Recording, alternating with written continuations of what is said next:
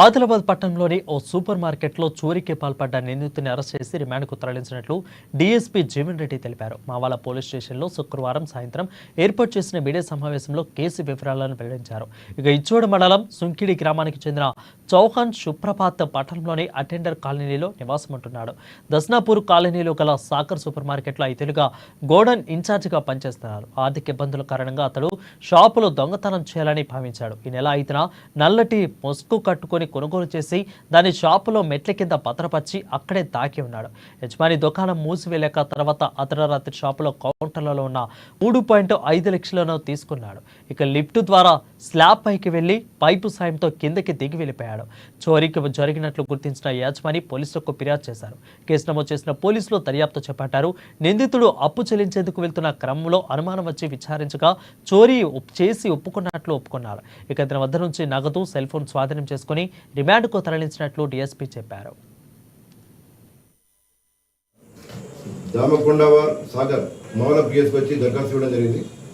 అతను ఇచ్చిన ఫిర్యాదు సారాంశం ఏంటంటే వారి యొక్క సూపర్ మార్కెట్ ఇక్కడ దస్నాపూర్లో ఉంది.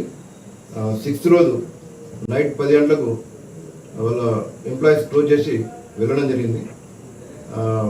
మార్నింగ్ 7th రోజు వచ్చి సూపర్ మార్కెట్ యొక్క షట్టర్ లాక్ ఓపెన్ చేసి లోపలికి పోయి చూడగా క్యాష్ కౌంటర్స్ దాదాపు 10 క్యాష్ కౌంటర్స్ ఓపెన్ చేసి ఉన్నాయి.